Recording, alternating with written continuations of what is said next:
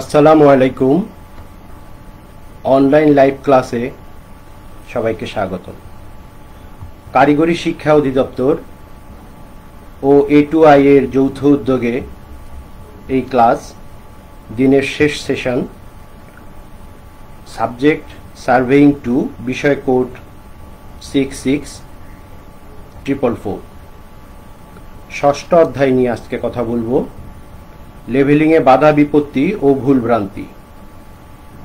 এটি তোমাদের সাথে আমার চতুর্থ ক্লাস, ষষ্ঠ পর্ব সিভিল টেকনোলজি ছাত্রদের বিষয়। আমি তোমাদের সাথে আছি engineer Mohammad Jahangir Alam, instructor civil, Chattogram polytechnic institute, Chattogram. আজকে যেটা নিয়ে আমরা আলোচনা করব, লেভেলিংয়ে বাধা বিপত্তি ও উত্তরণ। তোমরা শুনতে পাচ্ছ নিশ্চয়ই?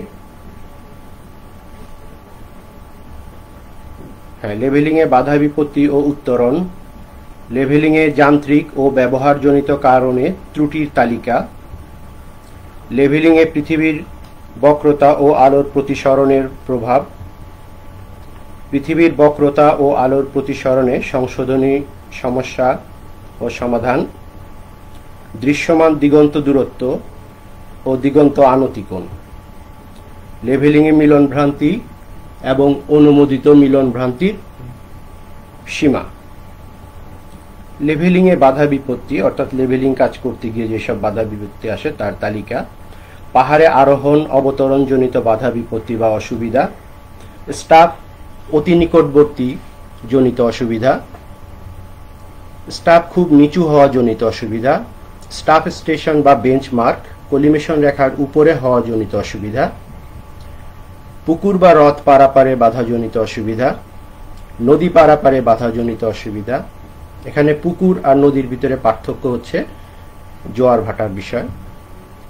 অ্যালাইনমেন্ট বা লেভেল রেখার উপর যদি কাঠ বা হার্ডবোর্ডের বেড়ার বাধাজনিত অসুবিধা। লেভেলিংয়ের রেখার উপর যদি দেয়াল দ্বারা বাধাপ্রাপ্ত হয় সেই অসুবিধা। এগুলি উত্তরণের জন্য আমরা দেখি অসুবিধাগুলো কি এবং কিভাবে এগুলি উত্তরণ হয়। পাহাড়ে আরোহণ এবং অবতরণজনিত বাধা। কোনো একটি লেভেল রেখায় অর্থাৎ আমরা যেই অ্যালাইনমেন্ট বরাবর লেভেলিং করব সেই রেখায় যদি একটি বাধা পাহাড় বা টিলা দ্বারা যদি বাধাগ্রস্ত হয় সেক্ষেত্রে কিভাবে উত্তরণ হয়। যদি সেটি ফ্লাই লেভেলিং বা ফ্লাই লেভেলিংয়ের ক্ষেত্রে হলে বাধা বিপত্তি উত্তরণ কিছুটা লাঘব করা যায়, যেহেতু ফ্লাই লেভেলিংয়ে আমাদের মধ্যবর্তী বিন্দুগুলির RL এর কোনো প্রভাব পড়ে না, সেহেতু আমি বি বিন্দু বা সি বিন্দু ইচ্ছা মতো দূরত্বটা চেঞ্জ করে নিতে পারি। কিন্তু প্রোফাইল লেভেলিং বা লম্বালম্বি লেভেলিং এর ক্ষেত্রে যেহেতু নির্দিষ্ট দূরত্ব পর পর আমাকে স্টেশন নিতে হবে, RL নিতে হবে, সেই জন্য এই দূরত্ব মেনটেন করা অর্থাৎ AB এর অনুভূমিক দূরত্ব বা BC এর অনুভূমিক দূরত্ব সঠিক রাখা খুব কঠিন, যেহেতু ওই বি বিন্দুতে যন্ত্র বসানো, স্টাফ বসানো যাবে কিনা সেটা নির্ভর করবে ওই জায়গার অবস্থার উপর, বন্ধুরতার উপর। যেমন এই সি বিন্দুটা বেশ খাড়া, এই জায়গাটায় স্টাফ সঠিক রাখা বেশ কঠিন। এরপর এখানে আরো সমস্যা হয়। ভার্টিক্যাল স্টাফকে ভার্টিক্যাল রাখা যায় না, স্টাফ ভার্টিক্যাল না রাখা ধরে রাখা যায় না বলে কিছুটা হয় সামনের দিকে বা পিছের দিকে হেলানো থাকতে পারে। তখন প্রকৃত যে স্টাফ পার্ট, এখানে দেখো কলিমেশন রেখা, এই ডটেড লাইনটা কলিমেশন রেখা বোঝানো হয়েছে। কলিমেশন রেখা থেকে কিছুটা বেশি সামনে গেলেও কিছুটা বেশি আসবে, পিছে গেলেও বেশি আসবে। এই সমস্যা সমাধানের জন্য স্টাফম্যানকে স্টাফ সামনে থেকে পিছের দিকে বা পিছের দিকে সামনের দিকে কাত করতে বললে যেই মুহূর্তে সবচেয়ে কম রিডিংটা পাওয়া যাবে সেটাই হবে ওই বিন্দুর স্টাফ পার্ট। তো এইভাবে এটা সমস্যার সমাধান করা যায় এবং এই ক্ষেত্রে খুব দক্ষতার সাথে কাজ করতে হবে। এমন জায়গায় যন্ত্র বসাতে হবে যেন সহজেই একাধিক বিন্দুর পার্ট নেওয়া যায়। স্টাফ অতি নিকটজনিত সমস্যা। স্টাফ যদি যন্ত্রের খুব কাছে হয় সেই ক্ষেত্রে দেখা যায় যে ডায়াফ্রামের পুরো ডায়াফ্রাম ব্যাপী এই স্টাফটা দেখা যায়, অর্থাৎ হরিজন্টাল ক্রসহেয়ারের হরিজন্টাল রেখা বরাবর কোন দাগ, কোন অংশের দাগ সেটা বোঝা যায় না। সেই জন্য এই ক্ষেত্রে একটি বাহিরে যদি একটি পেন্সিল, স্টাফের গায়ে যদি একটি পেন্সিল বা এক টুকরা কাগজ স্টাফের গায়ে উপরে নিচে উঠানামার জন্য নির্দেশ দেওয়া হয়, অর্থাৎ যিনি যন্ত্র পরিচালনা করবে তিনি নির্দেশ দিবে তখন পর্যন্ত যখন এই পেন্সিলটা ক্রস হেয়ারের হরিজন্টাল রেখা বরাবর আসবে। এরপর স্টাফ থেকে এর প্রকৃত পাঠ রিডিংটা নোট করে নেওয়া যাবে। এইভাবে দূর করা যেতে পারে। আর একটা পদ্ধতি আছে, যন্ত্রকে অর্থাৎ লেভেল যন্ত্রকে উলম্ব অক্ষের 180 ডিগ্রি ঘুরিয়ে, অর্থাৎ আইপিসকে যে দিকে চোখ রাখা হয় সেটা অবজেক্টের দিকে রেখে এবং অবজেক্ট পিসটা চোখের দিকে রাখলে এই ক্ষেত্রে অবজেক্টটা কাছে না এসে অনেকটা দূরে চলে যাবে এবং তখন এটা বোঝা যাবে যে এটা কোন অংশ, কতর অংশ, 2-এর অংশ না 1-এর অংশ না 3-এর অংশ, এটা বোঝা যাবে। অর্থাৎ পাঠটা যিনি যন্ত্র পরিচালনা করতেছে তিনি স্টাফ পাঠটা লিখতে পারবেন। এরপরে আসি স্টাফ নিচু হওয়া জনিত। স্টাফ যদি এতটাই নিচু হয়, স্টাফের হাইট এখানে দেখাচ্ছি যে 5 মিটার আছে, কিন্তু এতটাই নিচু হয় যে কলিমেশন রেখা যদি স্টাফের উপর দিয়ে চলে যায়, সেই ক্ষেত্রে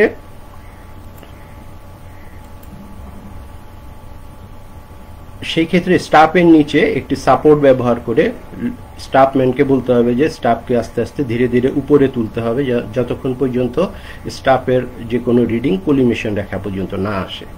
এবং নিচে যে সাপোর্ট ব্যবহার করা হচ্ছে সেই সাপোর্টের দূরত্ব বা উচ্চতা মেপে স্টাফ পার্টের সাথে যোগ করলে, অর্থাৎ এই ক্ষেত্রে যদি স্টাফ পার্ট 4.85 হয় তার সাথে অতিরিক্ত 1.50 যোগ করলে এটাই হবে হচ্ছে এই বিন্দুর প্রকৃত স্টাফ পার্ট। এরপর স্টাফ স্টেশন বা বেঞ্চমার্ক যদি কলিমেশন রেখার উপরে হয়, এটা হচ্ছে কলিমেশন রেখা, আমরা আগে আলোচনা করেছি প্রথম ক্লাসে।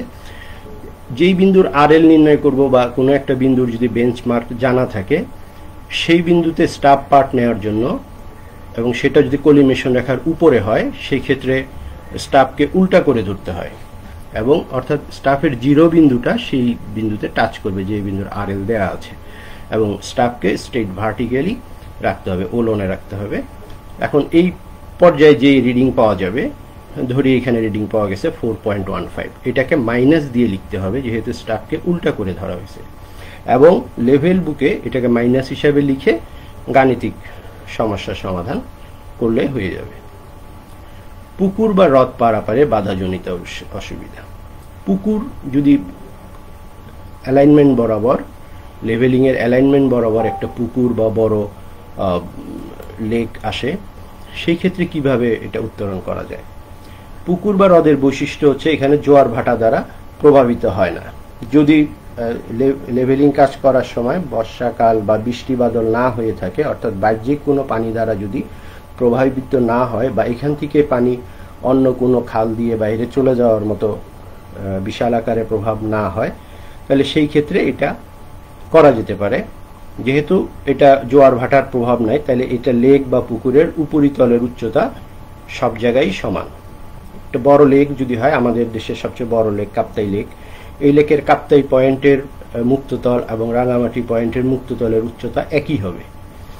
তাহলে কাপ্তাই পয়েন্ট থেকে এটা যদি কাপ্তাই পয়েন্ট হয়, এটা যদি রাঙামাটি পয়েন্ট হয়, তাহলে কাপ্তাই পয়েন্ট থেকে পানির মুক্ততলে আমি যদি একটা লেভেলের লাস্ট পার্ট নেই এফএস, এবং পরবর্তী প্রান্তে গিয়ে যদি বি প্রান্তে গিয়ে প্রথম পার্ট নেই বিএস, তাহলে এবং এইটা মুক্ততলে স্টাফ রেখে খেয়াল করতে হবে যেন উভয় সময়টা স্টাফটা জিরোটা যেন পানির মুক্ততলে থাকে, তাহলে এটা চেঞ্জিং পয়েন্ট হিসেবে কাজ করবে। অর্থাৎ আমরা লেভেলিং করার সময় চেঞ্জ পয়েন্ট যেভাবে পূর্ববর্তী সেটিং এর শেষ পার্ট এবং পরবর্তী সেটিং এর প্রথম পার্ট একই হরিজন্টাল রেখা বরাবর লিখি, ঠিক একইভাবে লিখতে হবে।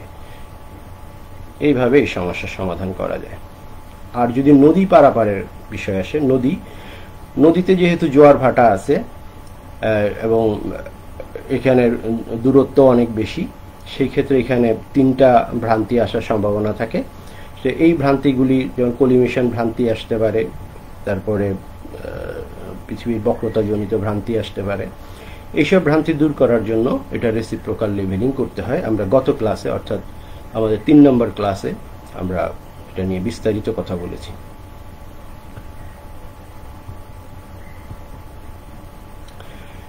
অ্যালাইনমেন্ট বরাবর যদি বেড়া,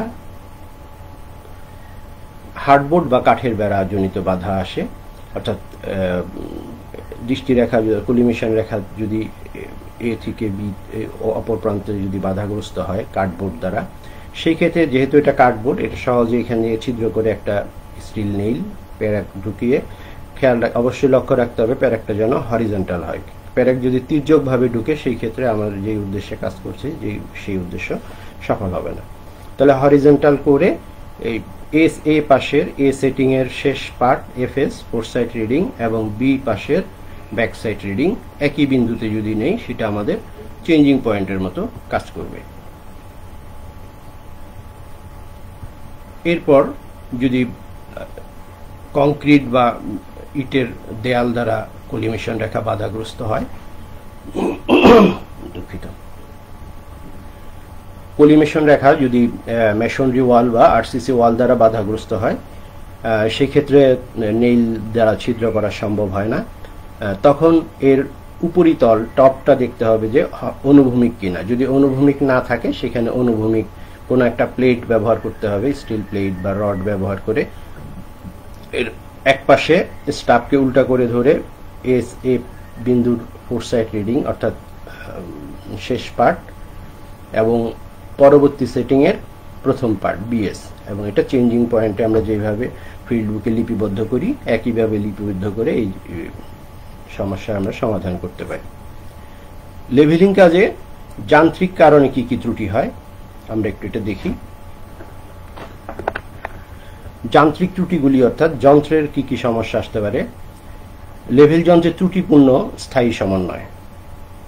যদি স্থায়ী সমন্বয়ে আমরা মৌলিক রেখাগুলি নিয়ে প্রথম ক্লাসে আলোচনা করছিলাম, সেই মৌলিক রেখাগুলি যদি পারস্পরিক যে রিলেশনগুলি আছে, তিনটা রিলেশনের কথা বলছিলাম, সেই রিলেশনগুলো যদি সঠিক না থাকে তাইলে আমাদের স্থায়ী সমন্বয় সঠিক হবে না। ওই রিলেশনগুলি দেখতে হবে, অর্থাৎ কলিমিশন রেখার পরীক্ষা করলে এবং টিউবের বাবল টিউবের পরীক্ষা করলে বোঝা যাবে যে সঠিক আছে কিনা।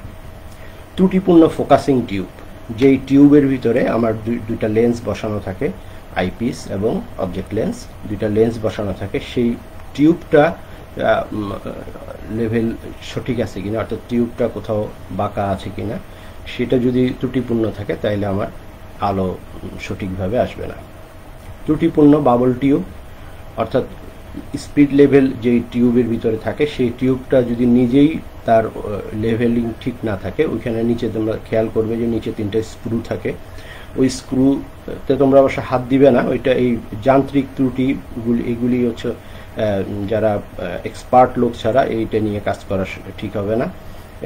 এখানে যদি বাবল টিউবটা সঠিকভাবে লেভেল না থাকে সেটাকে ঠিক করতে হয়। ত্রুটিপূর্ণ স্টাফের রিডিংগুলি যদি সঠিকভাবে না থাকে, অনেক সময় প্রিন্ট করতে গিয়ে কোথাও লেভেলিং, কোথাও প্রিন্টগুলি সেন্টিমিটার লম্বা হয়ে যায়, কোথাও সেন্টিমিটারগুলি ছোট হয়ে যায়। এই জন্য স্টিল টেপ দিয়ে এটা টেপ প্রত্যেকটা সেন্টিমিটার মিলিমিটার আলাদা আলাদা করে মেপে দেখতে হবে। পার্সোনাল বা ব্যক্তিগত ভ্রান্তি। ত্রুটিপূর্ণ অস্থায়ী সমন্বয়। অস্থায়ী সমন্বয় করতে গিয়ে অস্থায়ী সমন্বয়ে আমরা প্রথম ক্লাসে আলোচনা করেছিলাম। অস্থায়ী সমন্বয় হচ্ছে তিনটা ধাপ আছে, তেপায়া বসানো, তারপর তেপায়ের উপরে যন্ত্র বসানো, যন্ত্র লেভেলিং করা, এরপর ফোকাসিং করা। এখানে দুইটা ফোকাসিং আছে, অভিনেত্রের ফোকাসিং, অভিলক্ষের ফোকাসিং। এই সবগুলি কাজ করা যদি সম্পূর্ণ হয় সেটা হচ্ছে অস্থায়ী লেভেলিং। এদের কোনোটা যদি সঠিকভাবে না হয় তাহলে ত্রুটিপূর্ণ। এটা কিন্তু পার্সন নিজের সমস্যার জন্য, নিজের দোষের জন্য সেই ত্রুটিটা আসবে। বাবল কেন্দ্রে না থাকা অবস্থায় পার্ট নেওয়া। পার্ট নেওয়ার সময় লক্ষ্য রাখতে হবে যে এটা অনেক সময় হয় অসাবধানতাবশত কোথাও পা লেগে বা কোনো কারণে বাবলটা সরে যেতে পারে। বাবল যদি তার কেন্দ্রে না থাকে, স্পিড লেভেলের বাবল বুদবুদটা যদি কেন্দ্রে না থাকে, সেই মুহূর্তে যদি পার্ট নেওয়া হয় তাহলে কলিমিশন রেখা ঊর্ধ্বমুখী বা নিম্নমুখী হওয়ার কারণে যেই সমস্যা হয় সেটাই হবে। তা আমাদের মূল উদ্দেশ্যই হচ্ছে সঠিকভাবে লেভেল পার্ট নেওয়া। যদি কলিমিশন রেখা ঊর্ধ্বমুখী আর নিম্নমুখী হয় তাহলে তো এই কাজ করে আর লাভ নেই। স্টাফ উলম্ব না থাকা অবস্থায় পার্ট গ্রহণ। কিছুক্ষণ আগে আমরা আলোচনা করেছি স্টাফ যদি ভার্টিক্যাল অবস্থায় না থাকে তাহলে সেক্ষেত্রে দেখা যায় যে পার্ট বেশি আসে, সামনে গেলেও বেশি আসবে, পিছের দিকে হেলে থাকলেও বেশি আসবে। প্যারাল্যাক্স থাকা অবস্থায়, প্যারাল্যাক্স হচ্ছে একটি ফোকাসিং জনিত দুর্বল ফোকাসিং জনিত যান্ত্রিক ত্রুটি। ফোকাসিং যদি সঠিক না হয়, আইপিসের ফোকাসিং এবং অবজেক্টিভের ফোকাসিং এই দুটোটা একসাথে সমন্বয় করে নিতে হবে। কোনো ফোকাসিং যদি ঠিক না হয় তাইলে এই প্যারাল্যাক্স সংগঠিত হয়, তখন পার্ট নিলে সেটা সঠিক পার্ট পাওয়া যায় না। অসতর্ক অবস্থায় পার্ট নেওয়া, পরিবর্তন বিন্দু বা লেভেল যন্ত্র মাটিতে দেবে যাওয়ার পর পার্ট নেওয়া। পরিবর্তন বিন্দু অর্থাৎ যেই বিন্দুতে স্টাফ রেখে যন্ত্রের অবস্থান পরিবর্তন করে, যন্ত্র এক সেটিং থেকে আরেক সেটিংয়ে যায়, সেখানে যন্ত্র পরিবর্তন হয়। লেভেল ম্যান যিনি লেভেল যন্ত্রে স্টাফ যিনি থাকে, স্টাফ সে কিছুক্ষণ সময় পরবর্তী সেটিংয়ের পার্ট নেওয়ার প্রস্তুতির পূর্ব পর্যন্ত তাকে ওই পয়েন্টে দাঁড়িয়ে থাকতে হয়। তাহলে এই কিছুটা সময় যেহেতু বেশি লাগে, যে কোনো কারণে অসতর্কতার কারণে দেখা যায় যে ওই বিন্দুটা বসে যেতে পারে।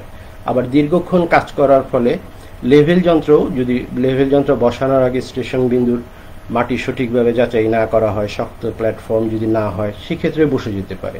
সুতরাং এদের দুটোটার যে কোনো একটা সমস্যা হলেই আমার লেভেলিংয়ের প্রকৃত মান পাওয়া যাবে না। প্রাকৃতিক কারণে সৃষ্ট ভ্রান্তি, এইটা হচ্ছে প্রাকৃতিক কারণে, এটা ব্যক্তিগত বা যান্ত্রিক কোনো বিষয় না, প্রকৃতির বিষয়। তাহলে ভূপৃষ্ঠের বক্রতাজনিত কারণে সৃষ্টি, আমরা প্রথম ক্লাসে আলোচনা করছি ভূপৃষ্ঠটা হচ্ছে একটা লেভেল রেখা। লেভেল মানে কিন্তু বক্ররেখা, অনুভূমিক রেখা কিন্তু সরল রেখা। দৃষ্টি রেখা অনুভূমিক রেখা, দৃষ্টি রেখা হচ্ছে সরল রেখা। বায়ুমণ্ডলে আলোর প্রতিসরণজনিত সৃষ্ট ত্রুটি, সূর্য আলোক ও বায়ু প্রবাহের কারণে সৃষ্ট ত্রুটি, তাপমাত্রার পরিবর্তনজনিত কারণে সৃষ্ট ত্রুটি। এখন আমাদের আলোচ্য বিষয় হচ্ছে লেভেলিংয়ে পৃথিবীর বক্রতার প্রভাব। পৃথিবী পৃষ্ঠটা বক্র বা লেভেল, বক্রকে কিন্তু আমরা লেভেল বলি, তাই না?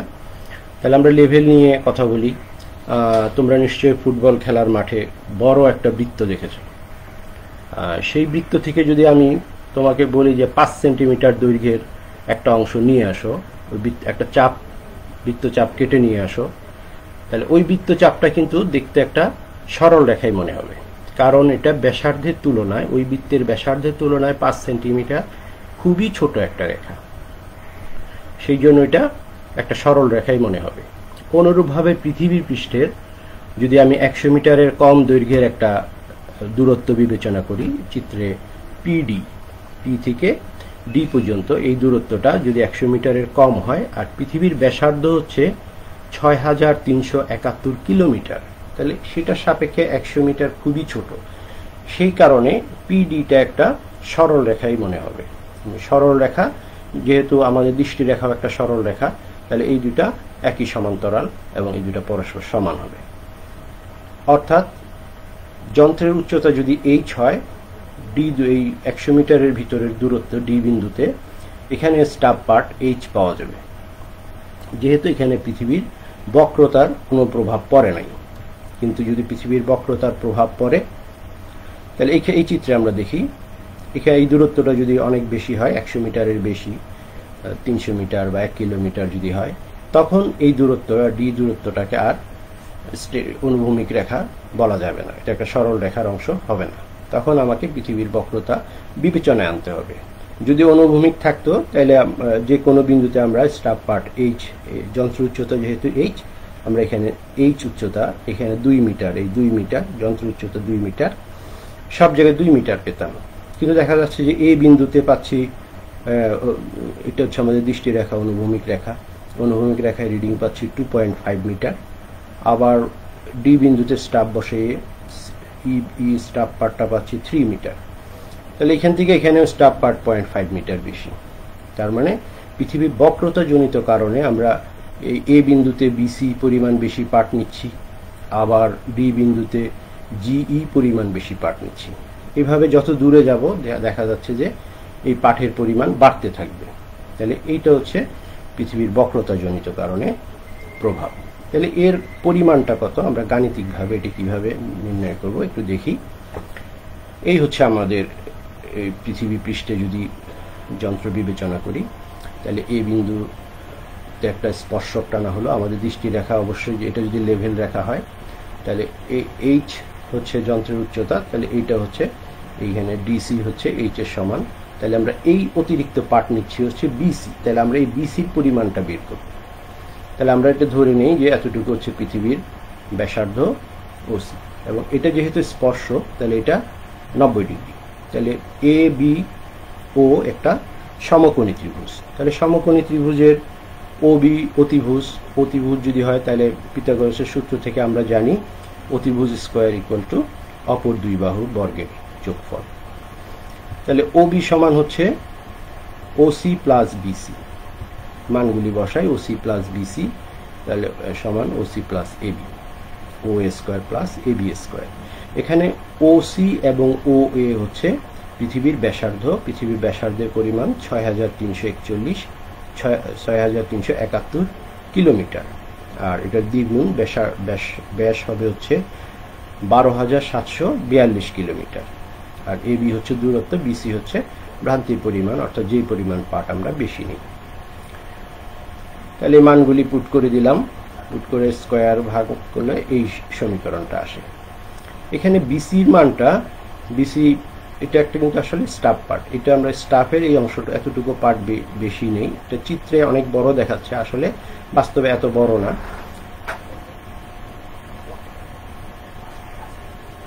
হ্যাঁ, সুতরাং এই বিসির পরিমাণটা আসলে খুবই ছোট। Value of BC is very tiny, so BC square tends to 0। যেমন আমি যদি বিসির পরিমাণ 1 মিটার ধরি, 1 মিটার অর্থাৎ 100 সেন্টিমিটার, অর্থাৎ কিলোমিটারে এলে 0.001 কিলোমিটার, এটাকে স্কোয়ার করলে দেখো এটা আরও ছোট হয়ে যায়। অর্থাৎ পৃথিবীর ব্যাসার্ধের তুলনায় 6371 কিলোমিটারের তুলনায় এটা খুবই ছোট, সেই জন্য এটাকে 0 ধরে নেগলিজিবল করে দেওয়া হয়েছে। সুতরাং আমার ইকুয়েশন থাকতেছে বিসি স্কোয়ার, এই ইকুয়েশনটা, এবং এখানে সবগুলি একক হচ্ছে কিলোমিটারে আছে। আমরা এখন 2r এর মান এখানে পুট করে দিই 12,742 কিলোমিটার। আর এই বিসিটা যেহেতু স্টাফ পার্ট এবং এর মানটা খুব ছোট, আমরা এটাকে কিলোমিটার থেকে মিটারে নিয়ে আসবো, কাস্টমাইজ করে নিব। এখানে 1000 দিয়ে গুণ করলে ইকুয়েশনটা আসে 0.0785 ডি স্কোয়ার, অর্থাৎ এইটাই হচ্ছে আমার ইকুয়েশন। এই পরিমাণ পার্ট আমি বেশি নেই কেন? পৃথিবীর বক্রতা জনিতর কারণে।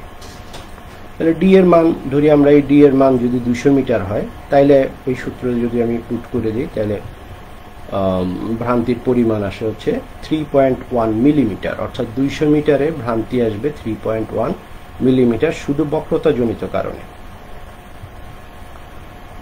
আবার আমরা যদি মনে করি যে ভ্রান্তির পরিমাণ 1 মিটার, তাহলে দূরত্ব এই বিসিটা যদি 1 মিটার হয়, তাহলে ডি কত হবে? তাহলে এখানে এই ইকুয়েশনে পুট করে আমরা বের করতে পারি 3.569 কিলোমিটার। তাহলে পৃথিবীর বক্রতাজনিত ভ্রান্তি এটা। এখন আসি লেভেলিংয়ে আলোর প্রতিসরণের প্রভাব। আলোর প্রতিসরণ এখানে একটা গুরুত্বপূর্ণ ভূমিকা রাখে। আলোকরশ্মি যখন আসে, আমরা জানি পৃথিবী পৃষ্ঠের যত পৃথিবী পৃষ্ঠের কাছে হয় সেখানে বাতাসের ঘনত্ব বেশি, এবং পৃথিবী পৃষ্ঠ থেকে আমরা যত উপরের দিকে যাব বাতাসের ঘনত্ব তত কমতে থাকবে। যেহেতু পৃথিবী পৃষ্ঠের ঘনত্ব খুব তুলনামূলকভাবে সবচেয়ে বেশি, আমরা এখানে খেয়াল করি আমাদের স্টাফের বিন্দুর হচ্ছে, স্টাফ পার্টের বিন্দুটা হচ্ছে অর্থাৎ দৃষ্টিরেখা বি বিন্দুতে টাচ করে, অর্থাৎ আলোকরশ্মি হালকা মাধ্যম থেকে ঘন মাধ্যমে আসছে। অর্থাৎ আমাদের চোখ থাকবে যেখানে, যন্ত্র যেখানে, সেখানের মাধ্যমটা হচ্ছে তুলনামূলকভাবে ঘনত্ব বেশি, বাতাসের ঘনত্ব বেশি, অর্থাৎ আলোকরেখা হালকা মাধ্যম থেকে ঘন মাধ্যমে আসতেছে।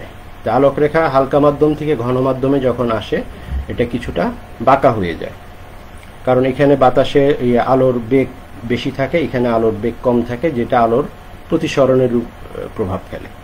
সেই জন্য আমরা হালকা মাধ্যম থেকে ঘন মাধ্যমে আসায় এইখানে 3 পার্ট না দেখে আমরা পার্ট পাবো হচ্ছে 2.65। বাঁকা হয়ে যাওয়ার কারণে আমরা এই বিন্দুতে পার্ট দেখাবে। আমার দৃষ্টিরেখা কিন্তু অনুভূমিকই আছে, দৃষ্টিরেখা অনুভূমিক আছে।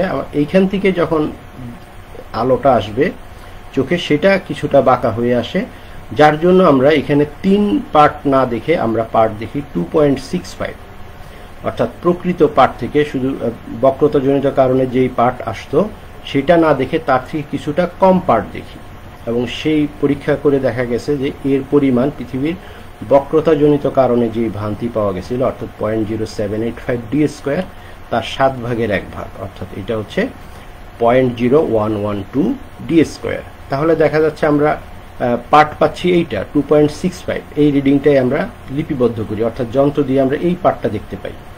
তাহলে আমরা কি পরিমাণ পার্ট বেশি নিচ্ছি, তাহলে আমরা এতটুকু পার্ট ইসি এই পরিমাণ পার্ট আমরা বেশি নিচ্ছি, এর পরিমাণ হচ্ছে 0.0673 ডি স্কোয়ার।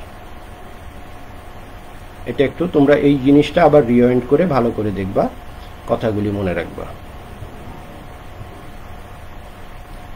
এই দুইটা ভ্রান্তি একই সাথে সংঘটিত হয়, পৃথিবীর বক্রতাজনিত ভ্রান্তি এবং আলোর প্রতিসরণজনিত ভ্রান্তি। পৃথিবীর বক্রতাজনিত কারণে আমরা পার্ট বেশি নেই এবং আলোর প্রতিসরণজনিত কারণে কিছুটা পার্ট কম নেই। তাহলে দুইটা যোগ একত্রে যদি আমরা যোগ করি, যেহেতু এই দুটো একসাথে সংঘটিত হয়, একসাথে সংযোগ করলে সেটাকে বলি সংযুক্ত ভ্রান্তি। এই সংযুক্ত ভ্রান্তি সমান হচ্ছে 0.0673 ডি স্কোয়ার। এটা খুবই গুরুত্বপূর্ণ, মনে রাখতে হবে। দৃশ্যমান দিগন্ত দূরত্ব, তোমরা সবাই কম বেশি সি বিচে গিয়েছ। সি বিচে গেলে দেখবা সাগরের পাড়ে দাঁড়ালে একটা নির্দিষ্ট দূরত্ব পর্যন্ত তুমি সাগরের উপরে সবকিছু দেখতে পাওয়া, কিন্তু পানির পৃষ্ঠে একটা নির্দিষ্ট দূরত্বর পরে এই পাশে এখানে চিত্রে দেখো ছোট একটা বোর্ড দেখানো হয়েছে, এই বোর্ডটা তুমি দেখতে পারবে না, কারণ এই বোর্ডটা তোমার দৃষ্টিরেখার নিচে, অর্থাৎ তোমার দৃষ্টিরেখা বি বিন্দুতে স্পর্শ করে দৃষ্টিরেখা, তুমি উপরে দৃষ্টিরেখার উপরে প্রত্যেকটা বস্তু দেখতে পারবা, কিন্তু দৃষ্টিরেখার নিচে কোনো বস্তু দেখতে পারবে না। এটা যদি দেখতে পারতে তাহলে তুমি চেষ্টা করলে এখান থেকে দাঁড়িয়ে সিঙ্গাপুর দেখতে পারতে, তো এটা সম্ভব না। দৃষ্টিরেখা যেহেতু অনুভূমিক, তাহলে দৃষ্টিরেখা পৃথিবী পৃষ্ঠের, সমুদ্র পৃষ্ঠে, পানির পৃষ্ঠে যে কোনো একটা বিন্দুতে টাচ করবে, এটা হচ্ছে স্পর্শক। অর্থাৎ যেই দূরত্বে দর্শক যেই বিন্দুতে দাঁড়াইয়া পানির মুক্ততলের বিন্দুটাকে সর্বশেষ সর্বোচ্চ বিন্দু দেখতে পায়, সেই দূরত্বটা হচ্ছে এ বি দূরত্বটা হচ্ছে দৃশ্যমান দিগন্ত দূরত্ব। দর্শকের উচ্চতা এইচ, এখন উচ্চতার উপর নির্ভর করবে দিগন্ত দূরত্ব। উচ্চতা বেশি হলে দিগন্ত দূরত্ব বেশি হবে, উচ্চতা কম হলে দিগন্ত দূরত্ব কমে যাবে। এখানে এ বি লেভেল লাইনে এই বিন্দুতে পর্যবেক্ষকের দৃষ্টিরেখার উচ্চতা এইচ, দৃষ্টিরেখা দিগন্তে যেই বিন্দুতে স্পর্শ করে এই বিন্দু হতে সেই দূরত্বই দৃশ্যমান দূরত্ব, এবং এইটার পরিমাণ H equal to 0.0673 D square.